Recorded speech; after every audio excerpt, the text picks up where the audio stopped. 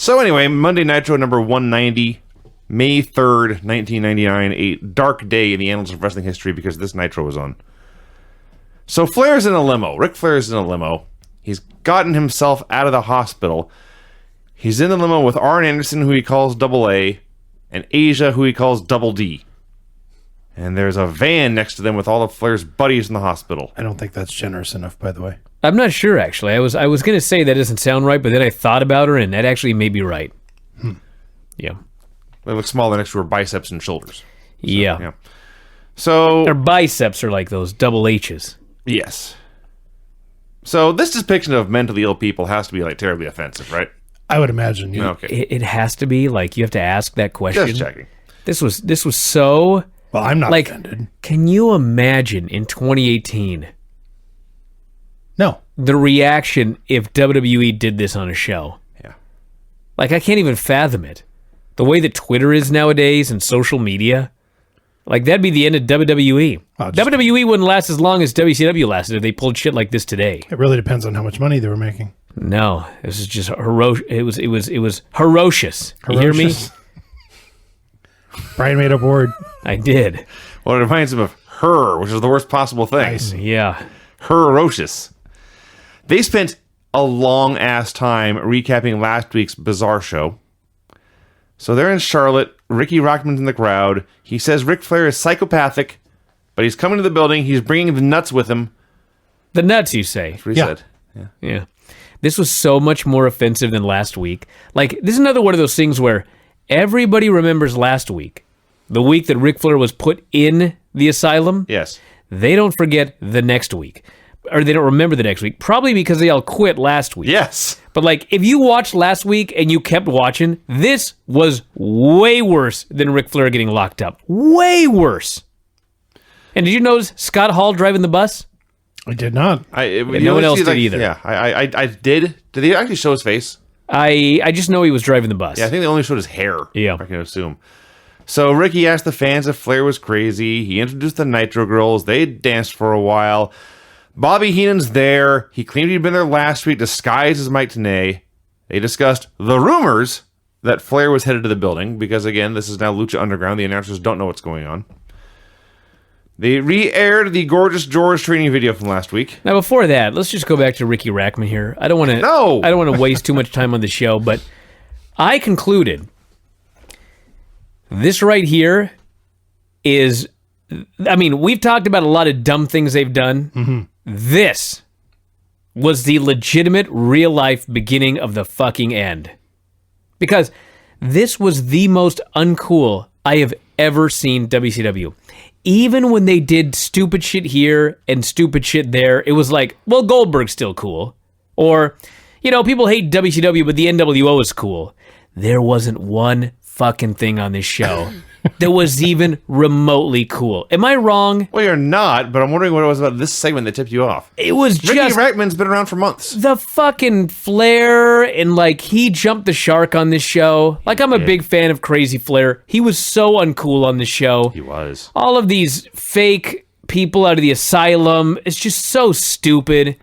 And every fucking thing on this show just sucked. Fact. So painfully uncool. They re-aired the Gorgeous George Ricky Rackman. video. Christ. They plugged nitrogirls.com, which is dead now, if you're wondering. Thanks, man. Was it ever alive?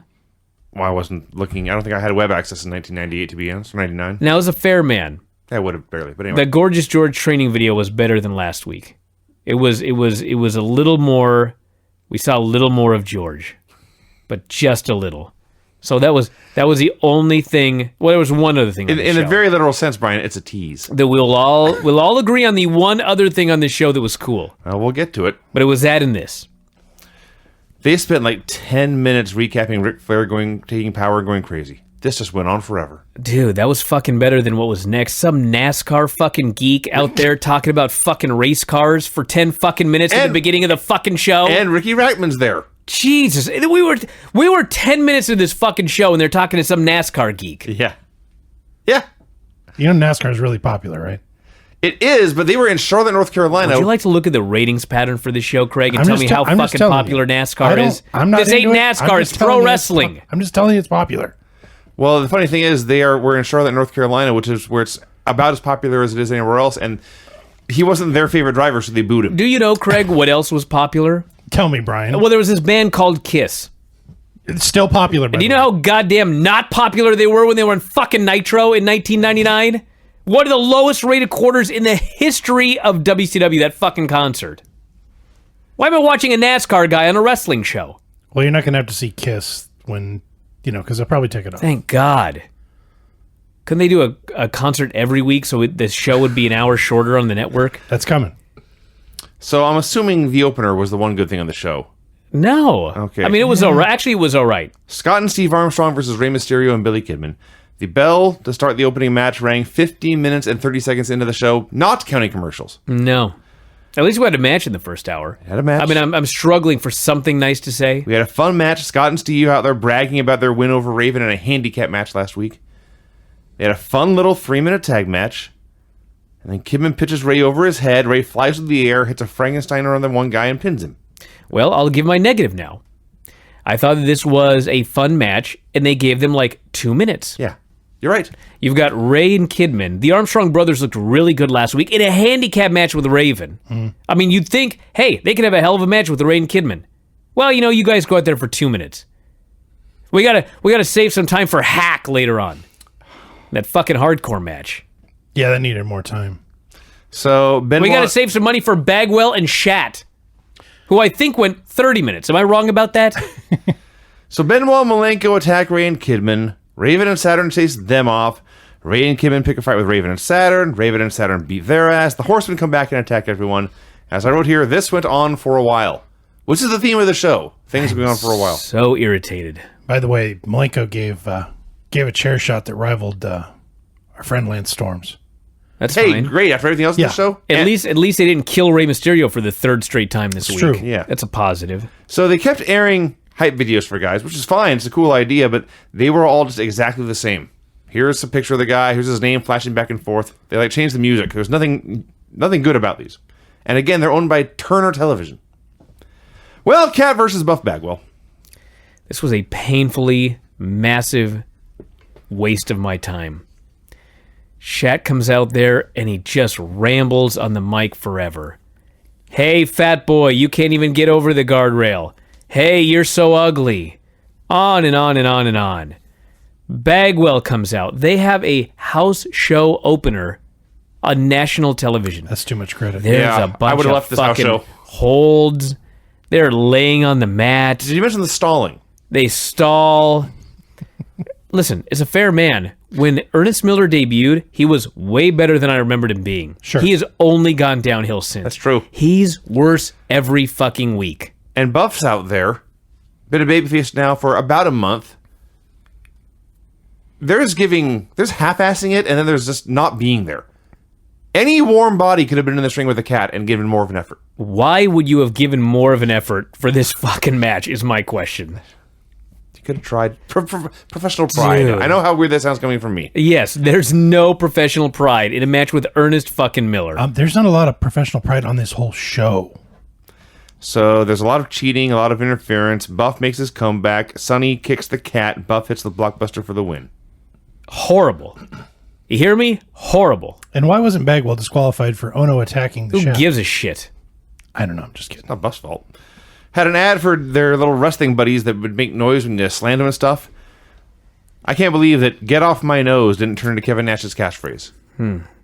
Get off my nose. That's what his doll says. Wow. Get I off may my need to nose. get a -5 stars doll. I wonder how hard that would be. So it shouts when you squeeze it. Yeah. I'm sure it can be And done. all your voice, Sure. Yeah, all your whatever. drops. There's you can get Frozen, Brian, the movie. There's little snowmen where you could speak to them and they would repeat back what you say with their little animated snowman Sure. voice. So I had one that when you talk to it, it would say, "I'll kill you in your sleep." A Frozen one? You had one? Yeah. How old are you? My wife got it. I see. Yeah. So point is, you can get this and get to shout -5 stars at it. Okay. You can see you're I don't really want to get a doll. thrilled with this. Well, Why? you can sell it. That's what I'm I'm saying. trying to think of anything that's mildly entertaining during this wretched fucking review. Flair and his crew arrived. Okay, now before Vinny recaps this, in The Observer, Dave said this was one of the best segments of the year. No. What? No. Yeah, What do you want me to year? go back and get the exact phrasing?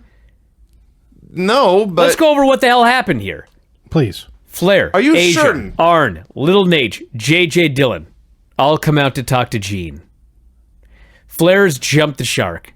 see, I didn't like. I have not liked Crazy Flair in a while, and this went beyond shark jumping into vomit inducing. It was horrible. He's something about calling out the entire roster. I think everything he says, I have to write down what I think he says because I'm not totally sure.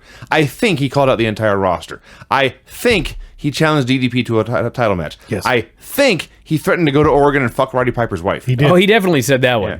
And he threatened to get naked. They go to commercial. In a promo. Yeah. And they come back for more of the promo. Yeah. So out comes Randy Savage and his crew. Flair says Savage is fired, calls for security to evict them, but leave George behind.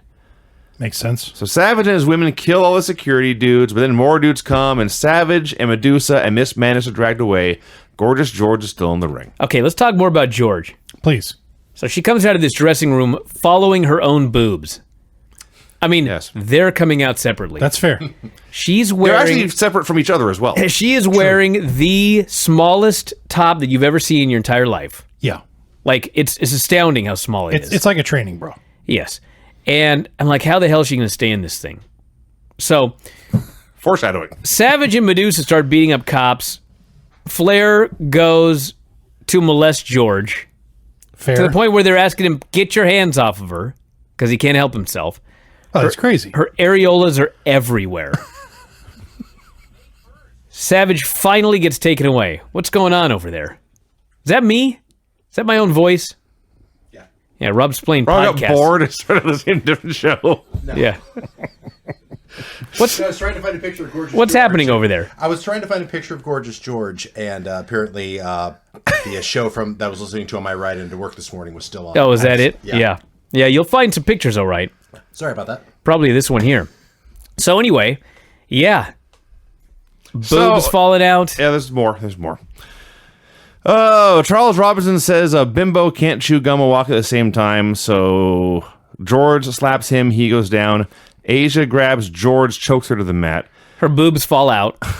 George. Literally, they fell out of her top. Yeah. And they had to have some guy come down with a coat to help her. Gene Get to took the off back. his coat to cover her. Yes. Flair cuts a promo vowing to beat Paige tonight, and then he'll beat Nash at the pay-per-view. Sting comes out. Because What's Flair, happening? Because Flair, in the middle of this fucking thing, starts yelling at Sting now. He did? Yeah, he's yelled at everybody. The entire roster, Vince. Sting comes out. They have a brawl. Goldberg comes out. Can you imagine? I was angry to see Sting and Goldberg on the show just because I Yeah. wanted the segment. This thing started with the limo arriving a segment ago. We're still going. Goldberg hits Flair. Goldberg and Sting start brawling. Security breaks them up. One of the highlights of the show, I believe Bill Goldberg attempted to murder a human being by grabbing a security guard and basically, like, just with his hands alone, suplexing him out of the ring. Yep. They kept fighting. More security showed up. Hey, Goldberg could throw them hands. Time went by. That was a rare positive on this show. He As was I- absolutely killing Sting. As I wrote here, finally this thing just faded away. Yeah, how did Flair get his power back? How did Randy Savage get fired again after he was rehired? What's going on here? No one knows. Yeah, this sucks. You wrote the book. How did it happen? No one knows. I see. Flair meets with Stevie Ray. Says, I will give you $100,000 to take out Kevin Nash. Stevie Ray is the leader of NWO Black and White. Yeah. Kevin Nash is one of the big names in NWO Wolfpack. They're supposed to be on the same side. Nah, kind of. But Stevie I'm says, not sure actually now. are the B teamers, the Wolfpack is in charge of the B team. That's why they're the B team. Right. I don't know if we called them the B team.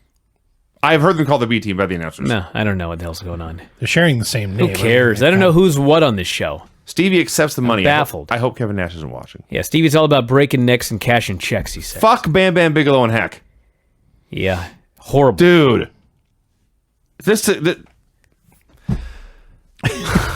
This fucking match. It's not that it was really just bad. It was long and bad. It was so goddamn long, and they didn't do anything cool. You know what this reminded me of, Vinny? It's a battle royal you shot in. That was a better match than this. It was like in the back there was a piece of paper and it said Bam Bam Bigelow versus Hack. 18 minutes. Do whatever the fuck you want. And this is what we got. Maybe. But no one won, unlike in your battle royal. There were no winners here. There was a Nobody contest. won. A no contest in a hardcore match. Everyone who watched it lost. Nobody won. They just hit each other with shit over and over and over again for 18 minutes. Went through a break. Comes back. The announcers don't care about the violence. All they're doing is making jokes about how many tables they have under the ring. Brian Knobbs comes out. Hits Bam Bam with a trash can. Hits Hack a little bit. He leaves. It's just over. They just go to break. There's no finish. An all-time horrible segment. Yeah. I got nothing to add. This was hot garbage. It absolutely, absolutely sucked. Stevie Ray met with the B-teamers. Now positive, subtle, funny joke. He tells them that Flair gave him $50,000 to take out Nash. Yes. He'll split it with them if they help. Yeah. Carney. And you know what's even better? Fucking Horus goes, we do it for free. That's why he's on the B team. He is. Someone smartened this shithead up. So one of Flair's crazy friends is in the bathroom. He goes to tell Kevin Nash what happened. Roddy Piper highlight video. The crazy guy did in fact stooge out Stevie Ray to Nash. Told him what was going on. Why are they letting these maniacs run backstage? Well, eventually they get rounded up and arrested, if I recall correctly. They're Flair's buddies and Flair's the president. For 2.5 hours. He's the president, dude. Of the world, he said. That's true. This actually is addressed by the end of the show. Okay. That'll take a while. Conan versus Horus. This also sucked. Conan starts out This fucking show.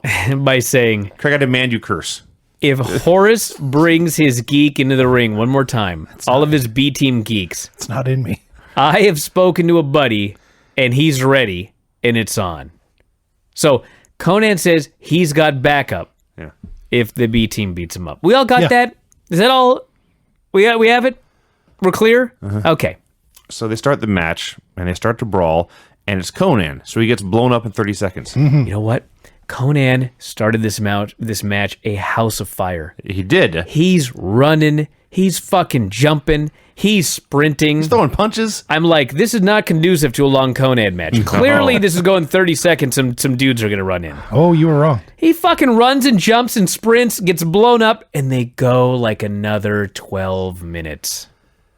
Horus hit 7,000 moves in a row. None of them were any good.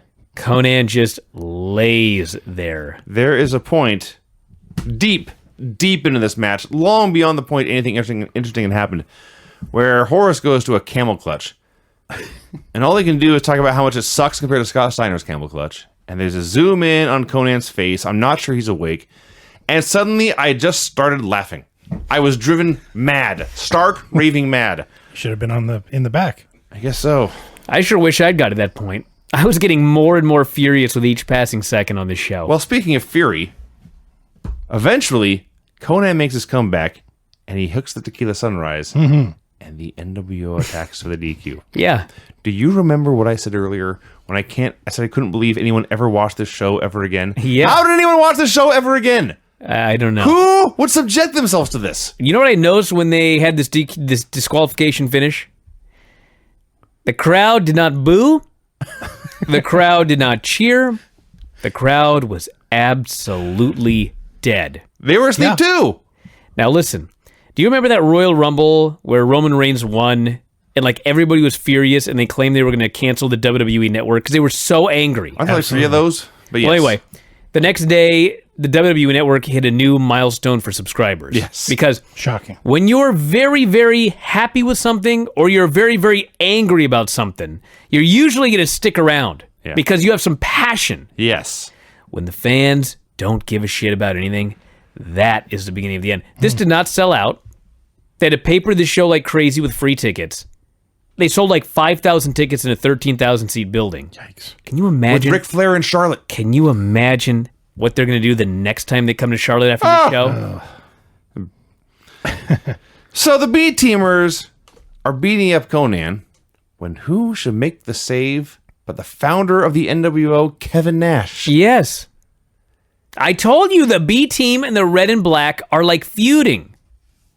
They're on two separate pages. Craig, does that make sense to you? That's not the way I see it. No, it is. They've been having problems. Thank you for letting me have Weren't an opinion. there like 2 months where Hogan pulled all the B teamers aside and told them they were in charge? Yeah, and he was fucking with all of them. Well, I know, they're the- but they're the they minions. still listen. Because they're the geeks, but now they're figuring it out. See. They are the minions of the NWO. They just... How dare you insult the Minions like that? I'm sorry. Get out of here, you guys. Minions had their own movie. That's This true. is stupid. By the way, that was Conan's big plan. Kevin Nash, who looked like he didn't even know he was there, and took an hour to get out there when the guy was being gang He's beaten. got bad knees, Brian. This fucking sucks. So they cleaned house and they tried to clothesline Bryan Adams out of the ring, and it took like 3 guys all working in concert to pull this off. And Nash bumps fists with Conan and leaves. This is where I took my second nap in the show. I so wish I'd had time to take a nap. I didn't have time. I just did. This thing cures insomnia. I finished the show and jumped in the car and drove out here. Flair's buddies from the hospital were now in the production truck. Rick and David Flair had a reunion. I did like this. I did too, actually. This was funny. So Rick, he's emotional. He says he understands what David's been going through. He's just happy they're on the same page again. So he's going to make David's dream come true. He's going to get to wrestle on Nitro tonight. David is so excited. Well, by David's standards. And he says, listen, Charles Robinson's going to be the ref. This will be an easy win. And David's excited. Tori is disgusted. Something's up. She Yes. knows this is bullshit. Yes. And by the way, Flair, as he's making this announcement, says, I'm going to do you a favor tonight. What you did to me, David, I've determined was in my own best interests. Now, at the time, they didn't explain what he was talking about. I was like, are you talking about the time where he cost you the World Heavyweight title and fucked you in the main event of that pay-per-view? Turns out they were talking about how he had his dad committed. Right. But anyway, I was like, what's going on here? But then it was explained. So David leaves, and Tori leaves, and as soon as they're off screen, Flair turns to Arn and says, book him against Meng. In the happiest, Yes. he's Arn- overjoyed. Arn starts to protest. Meng will hurt David. And Flair says, oh yeah, he will. He'll kill him. That's a quote. Oh yeah, he will. He'll kill him. He's can't... Giddy. Ric Flair is giddy to watch Meng murder David Flair. I was too.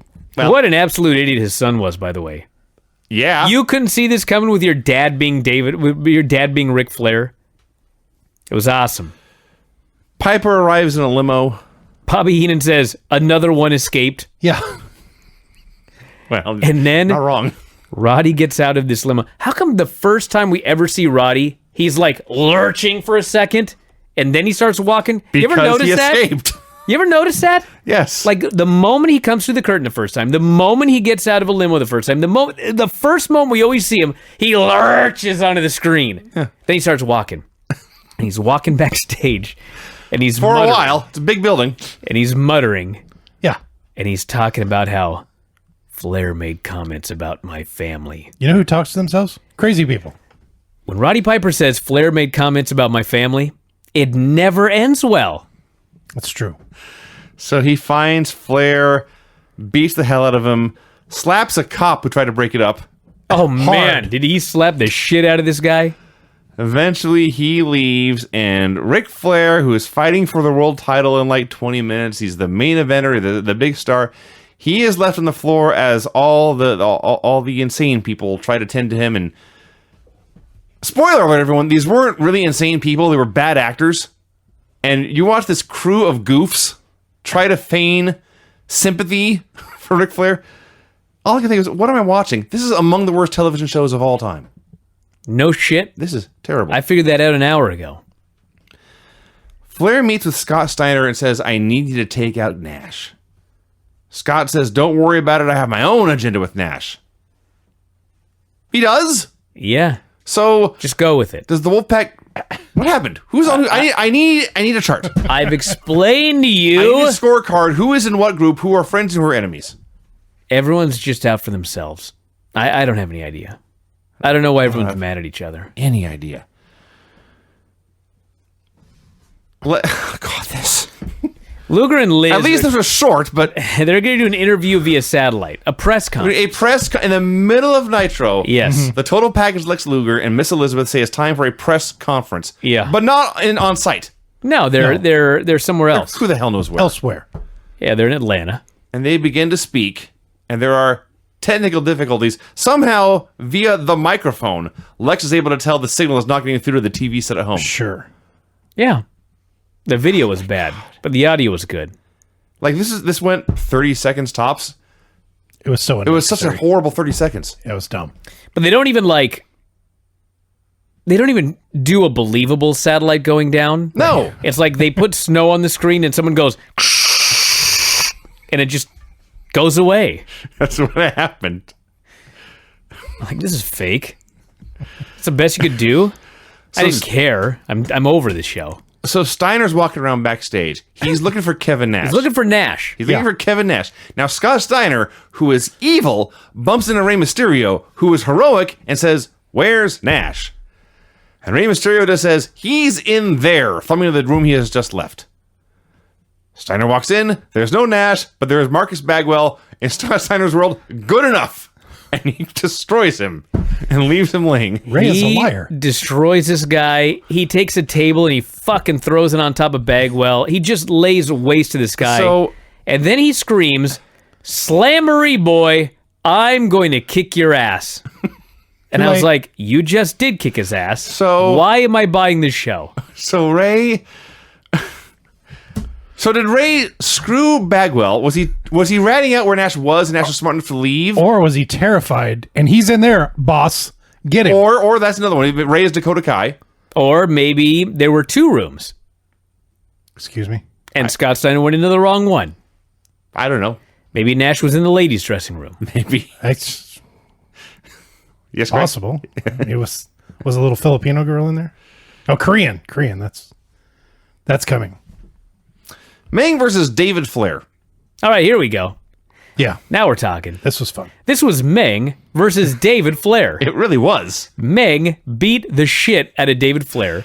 He chopped the holy living hell out of this guy. You know what's funny about David? When he would his offense. When he would occasionally much funnier.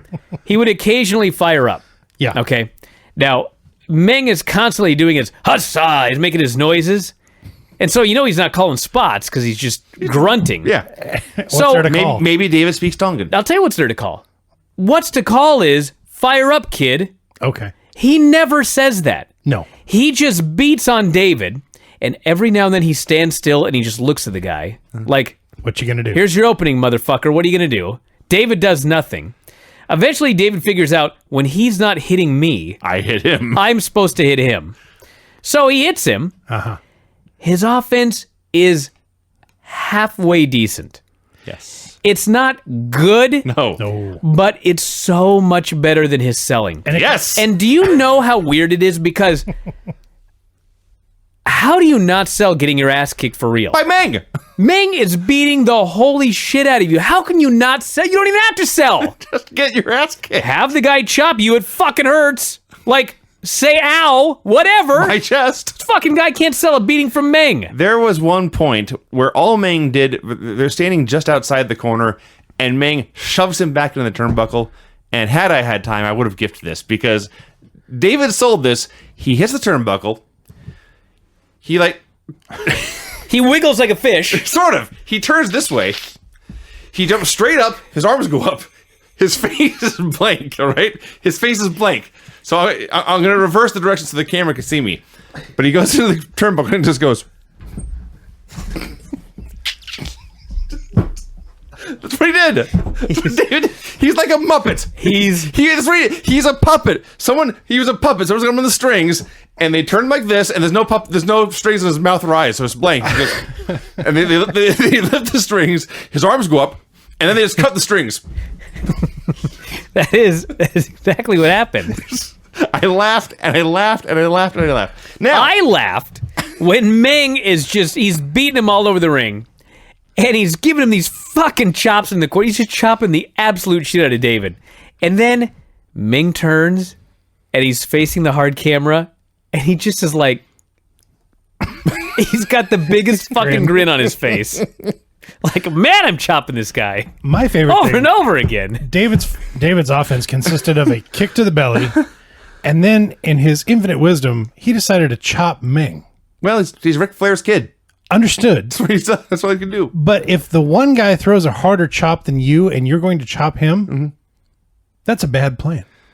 Hey, listen. That's where he goes. All I know is in a few weeks, we're going to get among the greatest squash matches in the history of the world. Actually, no, I think it's a few weeks. I think David has a title, or Benoit has a title, and David actually wins a title from him or something. Yeah, maybe like a year away. But there's a match where Benoit gets in the ring with David. And if you liked these chops, he gives him the hardest chops in the history of professional wrestling. I'll never forget it as long as I live.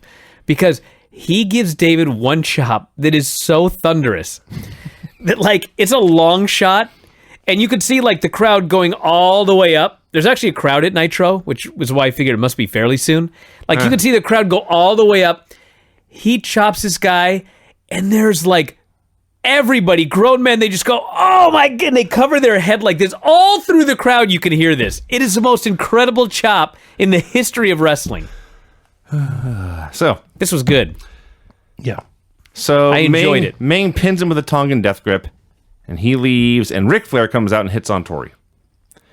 Now He says, you'll never be first, but you can be last. He starts humping in her direction.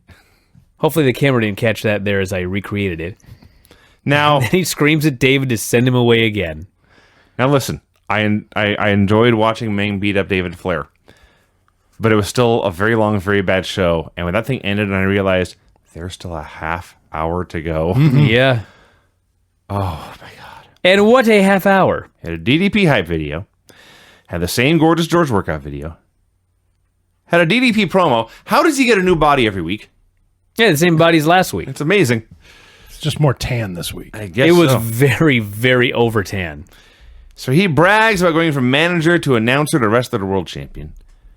Starts to talk about Ric Flair and how much Flair wants to be like him. I'm the quickest two-time champion of all time. That's what he said. Is that a positive? Means you lost, geek. You lost really quickly after you won it. Yeah.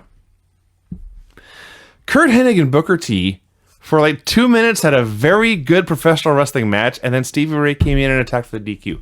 Booker wasn't even in trouble. And then Rick Steiner runs in, and it was exactly like that other match. When Rick Steiner ran in, some of the fans were doing the barking, but nobody gave a fuck about this fuck finish. They were confused. No, it was just deadly silence. There was no booing. There was no cheering. They just didn't care. That's the worst, when you don't care. So at this point, Craig, Yes. the police officers Finally. determined, hey, these people from the mental hospital are supposed to be in the mental hospital. 2.5 hours later. Let's go. Well, I guess is when they arrived, yeah. Let's go get them. Whoop-de-doo. DDP versus Ric Flair. By the way, remember? Oh, yeah, there was a match in between. Anyway, this match began. There's 15 minutes to go. Yeah. Flair's hometown. Can you? We'll just get to that point. Can you imagine the company-wide failure and incompetence, malfeasance, I will say, to do a Ric Flair World Heavyweight Championship match in Charlotte, North Carolina, and nobody cares? It's amazing. This is not on Page or Flair exclusively. Well, think about this. Do you know how hard it is to have a bad Ric Flair match? There's a short list. Do you know how hard it is to have a bad DDP match? It's true. Not many. It was Flair versus DDP in the Carolinas, in the main event, for the world title. Flair facing a guy that, quite frankly, at this time was not considered like a champion. So, like, you could have changed the title here. Sure. It's not like he was facing Goldberg. No. He was facing DDP, who's already lost a title once in the last month. He lost a title on TV last week. Yeah, it was last week. Nobody gave a Well, shit. that's part of the problem because and there's more to it than this, but they figured even if Flair does win the title, he'll probably just lose it again by the end of this show or next week at the latest because this title just changes hands all the time now. So they had a match. It was much longer than it needed to be. Flair actually hit a top rope back handle. That's true. Very few times he's actually hit a top rope Yeah. move. So Savage and George come jiggling out. Flair hooks a figure 4. George gets in the ring, grabs her hair. Flair reaches up, just pulls her top down. That's true. That happened. Just does. Charles chases George out of the ring.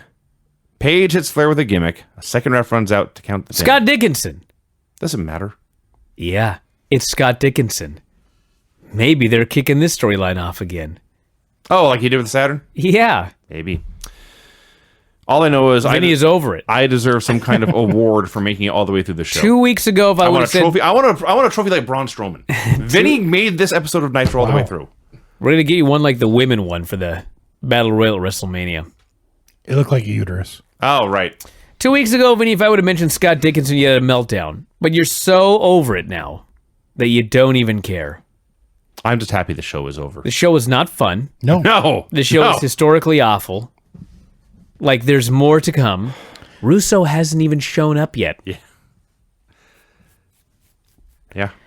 Are you ready for your finishes, Vinny? Hey, the sooner we get started, the sooner we can end and put this show out of my life forever. That's right. Well, you can't put Nitro out of your life forever. Well, this particular episode. Here we go. The finishes on this show were clean pin, no finish in a hardcore match, DQ an hour into a Conan match, clean pin, DQ in 2 minutes, pin after interference and a weapon shot. Sweet.